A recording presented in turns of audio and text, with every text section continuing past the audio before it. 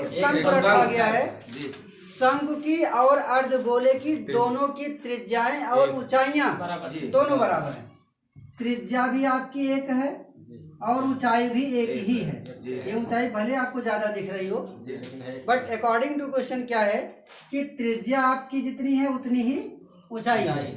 यच भी आपका 1 है और आर भी आपका 1 है। ठीक है, इतनी बात सबको समझ में आ गई? समझ में आ गई।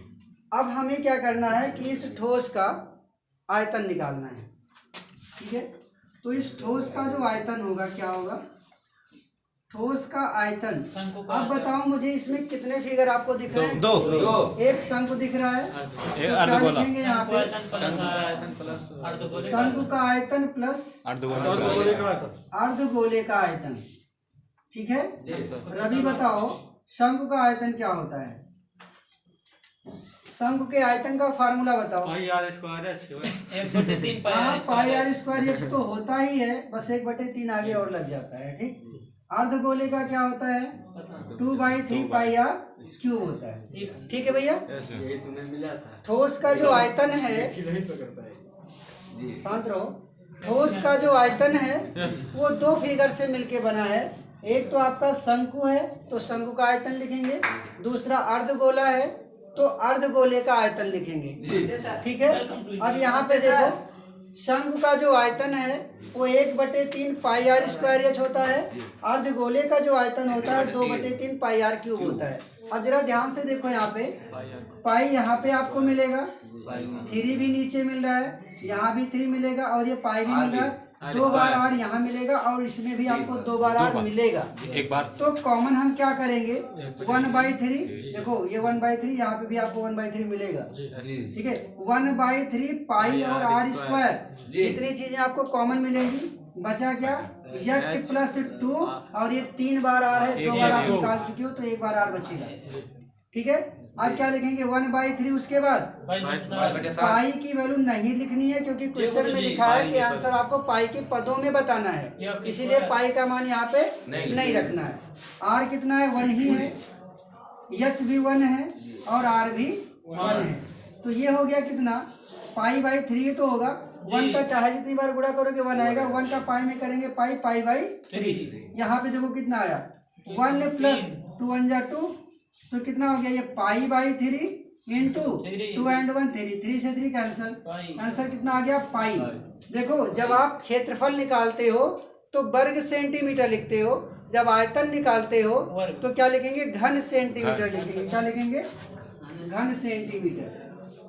चाहे घन सेंटीमीटर लिखो या कह सकते हो सेंटीमीटर की पावर 3, दोनों चीजें लिखी जाती हैं। तो जब भी आपको आयतन निकालना होगा, जो भी मेजरमेंट दिया होगा उस पे आपको 3 लगा देना है, और जहाँ जहाँ क्षेत्रफल निकालना होगा वहां पे उस मेजरमेंट के ऊपर 2 लगा देना है। बात समझ में आई? बाकी आपका जो कैलकुलेशन होता है वो तो आपको लिखना ही लिखना रहेगा। सबको बातें समझ में आ गई कि नहीं आई? अगर किसी को कोई डाउट हो तो बताना। हाँ, देख लो एक बार, ये अर्धगोला था। ठीक है, इस अर्धगोले पे एक शंकु रखा गया है, अर्धगोले पे एक शंकु रखा गया है। ठीक है, इसकी त्रिज्या 1 है और ऊंचाई भी कितनी है? 1 ही है। तो इस ठोस का जो आयतन होगा वो शंकु का आयतन और प्लस अर्धगोले के आयतन के बराबर होगा। शंकु का जो आयतन है वो 1/3 पाई आर स्क्वायर एच होता है। अर्धगोले का जो आयतन है वो 2/3 पाई आर क्यूब होता है। 1/3 इसमें भी था, 1/3 इसमें भी था, पाई यहाँ पे भी है, पाई यहाँ पे भी है, आर स्क्वायर यहाँ था, आर स्क्वायर इसके अंदर में भी तो है, तो उस पे तो 2/3 है, तो कॉमन हो गया। 2/3 का मतलब होता है 1/3 × 2। ठीक है, तो 2 तो यहीं छूट जाएगा आपका, और ये 1/3 कॉमन हो गया, तो 1/3 मिल गया, पाई मिल गया और 2 बार आर दोनों में से मिल गया। तो यहाँ का एच बचा है, ये वाला 2 बचा है और इसमें का 2 आर निकल चुका है, 1 आर बचा। ठीक है, इस आर की जगह 1, एच की जगह भी 1, आर की जगह भी 1, क्योंकि एच और आर दोनों की वैल्यू 1 है। ठीक है, बस आगे कैलकुलेशन। देखो सेकंड क्वेश्चन देखते हैं यहाँ पे। जी सर। रसल कोई इंजीनियरिंग का विद्यार्थी है। ठीक है, एल्युमिनियम की सीट का प्रयोग करके उसको एक मॉडल बनाने के लिए दिया गया। ठीक है, रसल कोई इंजीनियरिंग का स्टूडेंट है, उसको क्या मिला? एल्युमिनियम की सीट मिली। और एल्युमिनियम की शीट से उसने क्या किया, एक मॉडल बनाया। वो मॉडल कैसा था, बीच में बेलनाकार था और दोनों किनारों से शंक्वाकार था। देखो उसने कुछ इस टाइप का मॉडल बनाया, बीच में कैसा था, बेलनाकार था और दोनों साइड से क्या था, शंक्वाकार था। उसने एक ऐसा मॉडल बनाया, ठीक है। मॉडल का जो व्यास था, मॉडल का जो व्यास था वो कितना था, 3 सेंटीमीटर का था, ठीक है भैया। मॉडल का जो व्यास था वो 3 सेंटीमीटर का था और दोनों किनारों पर लगे शंकु की ऊंचाई 2-2 सेंटीमीटर है। 2 सेंटीमीटर ये है और 2 सेंटीमीटर ये है, ठीक है। आई थिंक पूरे फिगर की जो ऊंचाई थी वो 12 सेंटीमीटर लंबाई, ठीक है भैया। इतनी बात सबको समझ में आई। और करना क्या है, अब इस मॉडल के अंदर कितनी हवा है उसका आयतन निकालना है, ठीक है। इस मॉडल के अंदर कितनी हवा भरी जा सकती है। तो देखो जब किसी वैकेंट चीज में, मतलब खाली जगह पे जब कोई चीज भरी जाती है तो याद रखना हमेशा उसका आयतन ही निकाला जाता है, ठीक है। खाली स्थान में अगर हम कोई चीज भर रहे हैं तो क्या निकालेंगे, आयतन निकालेंगे। जैसे मान लो सवाल में ना आए कि आपको आयतन निकालना है, ठीक है। लेकिन अगर आपको क्वेश्चन को पढ़ने से ये लग रहा है कि किसी खाली जगह में कोई चीज भरी जा रही है तो क्या निकालोगे, आयतन। जैसे मैंने बताया था कि जब किरमिच का पूछता है कितना किरमिच लगेगा, कितना कपड़ा लगेगा, ठीक है। किसी चीज को ढकने में कितना कपड़ा लगता है, ये सारी चीजें जब होती तो आप बकपिश निकालते हो। सेम ऐसे ही जब किसी खाली चीज में कोई चीज भरी जाती है तो क्या निकालते हैं, आयतन। तो यहाँ क्या भरा है भैया, हवा भरी, हवा भरी गई है तो मतलब क्या, आयतन, ठीक है। आप देखते हैं यहाँ पे अगर यहाँ तक ये 2 सेंटीमीटर और यहाँ तक ये 2 सेंटीमीटर है और टोटल था 12, तो दोनों साइड से 2-2 सेंटीमीटर निकल गया। तो यहाँ से लेके यहाँ तक आपका कितना बचा, 8 सेंटीमीटर बचेगा, ठीक है। अब मुझे इस मॉडल का क्या निकालना है, आयतन निकालना है, ठीक है। तो मॉडल का जो आयतन होगा, मॉडल का जो आयतन होगा वो क्या होगा भैया, एक बार तो हम लिखेंगे बेलन का आयतन, बेलन का आयतन प्लस 2 बार किसका आयतन, शंकु का आयतन। बताओ ये बातें सबको समझ में आई। तो बेलन के आयतन में 2 बार आपका शंकु का आयतन क्या होगा, जुड़ जाएगा, ठीक है। तो बेलन का आयतन जो होता है वो πr² h होता है, ये सबको पता होगा। प्लस 2 गुणे जो शंकु का आयतन होता है वो 1/3 πr² h होता है, ठीक है। यहाँ पे शंकु और बेलन दोनों जो फिगर हैं दोनों की ऊंचाइयां अलग अलग हैं, दोनों की सेम ऊंचाई नहीं है। इसकी 2 है, इसकी 8 है, इसीलिए हम दोनों की ऊंचाई को तो सेम नहीं मान सकते ना।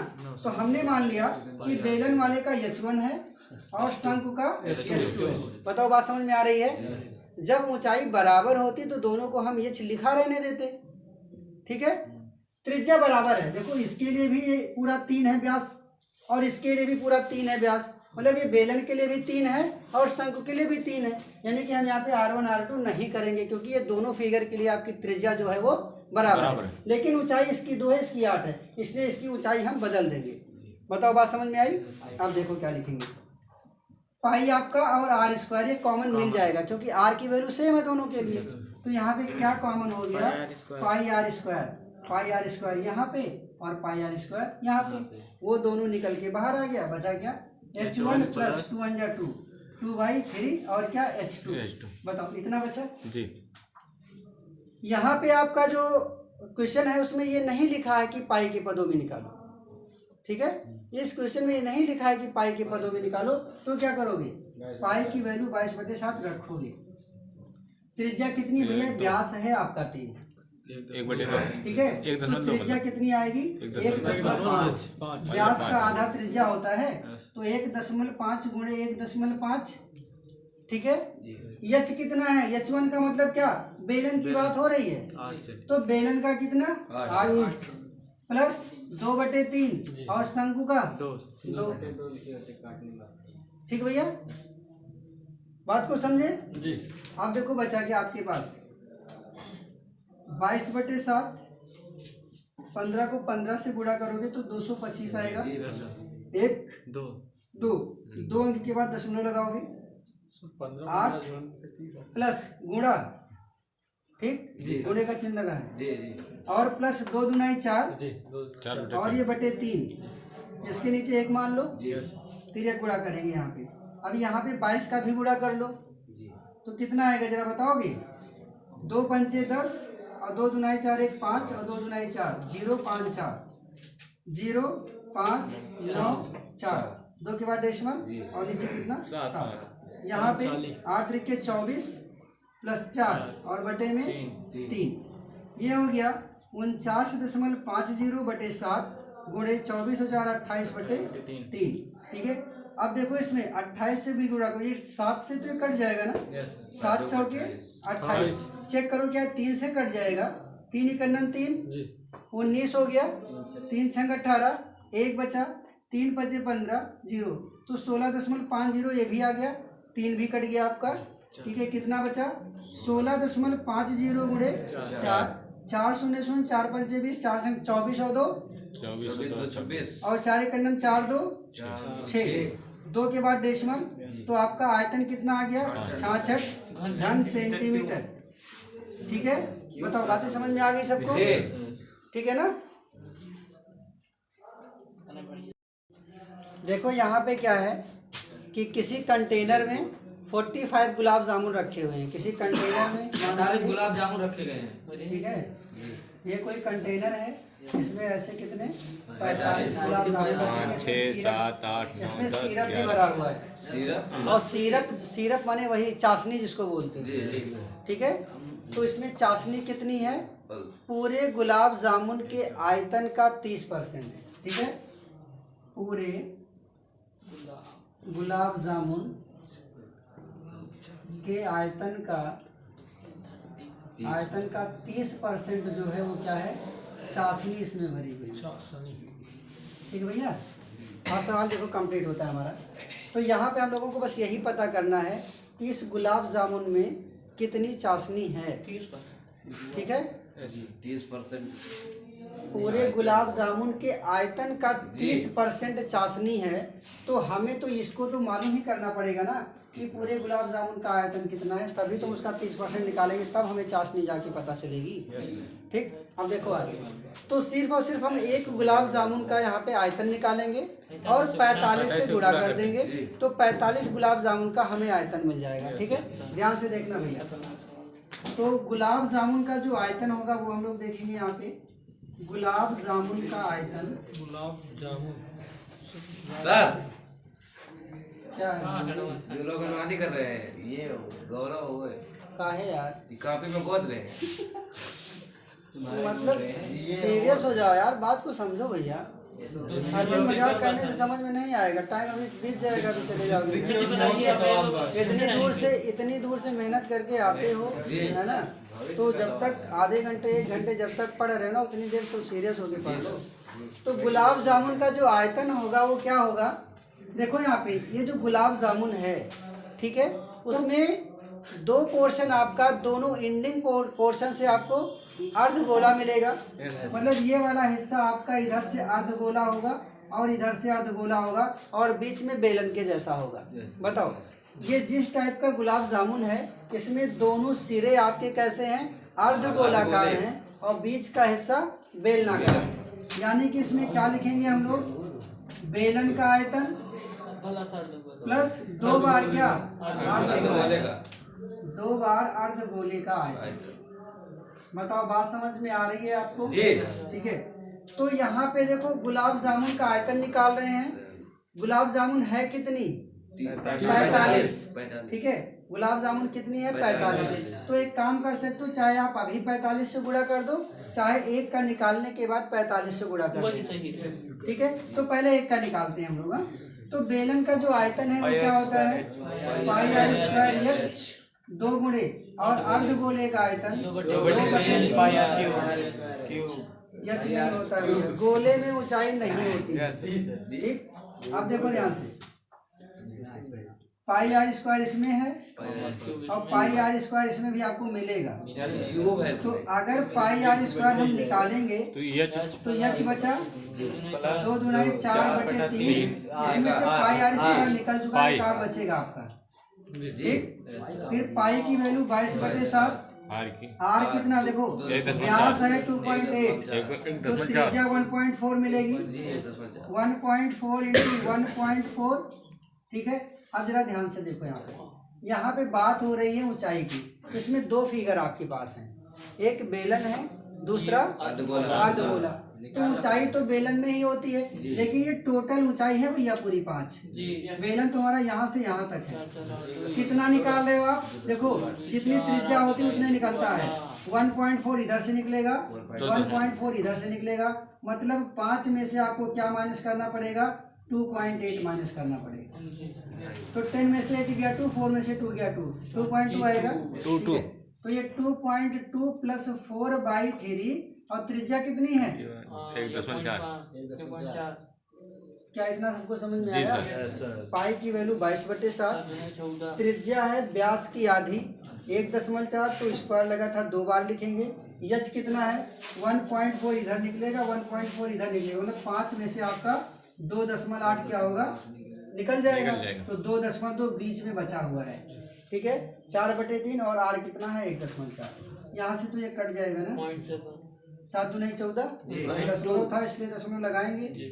22 दूना 44 गुणे 1.4, यहाँ पे दे 2.2 प्लस 14 चौको 56, ठीक है, और बटे 3, यहाँ पे क्रॉस मल्टीप्लाई करें तो कितना हो जाएगा? ये 4.4 इंटू 1.4, 22 तिहाई 66 और प्लस 5.6 और बाई 3, तो ये कितना हो जाएगा? 4.4 इंटू 1.4, ठीक है भैया, इंटू 6 6 12, 6 5 11 और 12 और बटे में 3, ठीक है, घन सेंटीमीटर। ये तो हम लोगों का एक गुलाब जामुन का आयतन आया। कितने गुलाब जामुन का आयतन निकालना है? 45, ठीक है। तो 45 गुलाब जामुन, 45 गुलाब जामुन का जो आयतन होगा वो कितना होगा? 45 गुणे एक गुलाब जामुन का कितना आया है? 4.4 गुणे 1.4 गुणे 12.2 बटे 3 से 45 कट जाएगा। इसी को काटने के लिए मैंने यहाँ पे इसको डिवाइड नहीं किया था, क्योंकि मुझे पता था अगर 45 गुलाब जामुन का निकालूंगा तो बटे 3 से वो 45 हमारा कट जाएगा। अब यही चीज़ आप लोगों को सोच के चलना है, ठीक है। अगर डिवाइड करते तो ये वैल्यू आपकी डेसिमल में बड़ी सी आती, टाइम आपका ज़्यादा लगता। आपको पता है कि अभी मुझे एक गुलाब जामुन का मैंने निकाला है, तो 45 का और निकालना है, यानी कि जब भी हम 45 से गुणा करेंगे तो 3 उसको काट देगा, ठीक। चलो अब देखो कितना हो गया आपका?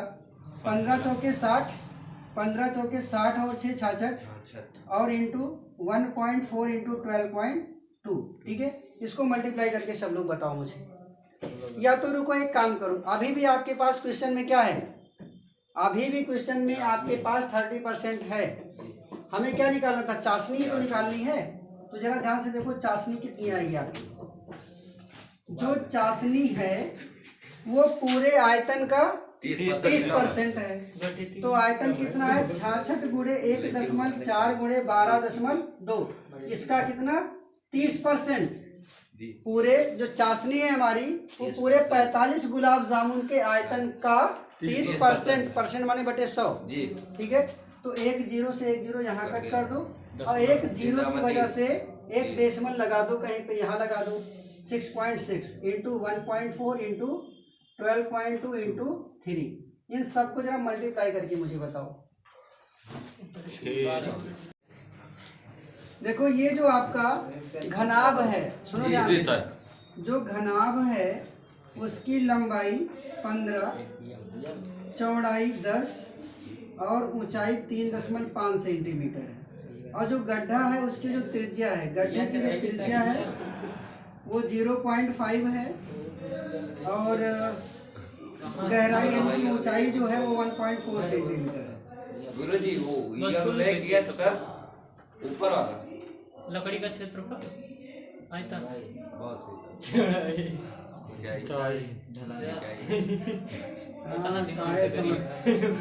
समस्या रहे तुम लोगों को।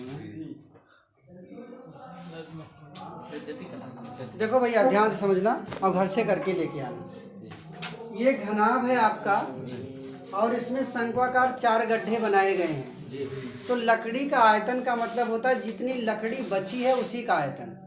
तो पूरे घनाभ के आयतन में से अगर हम 4 बार शंख को निकाल दें, ठीक है, तो लकड़ी का आयतन नहीं निकल आएगा।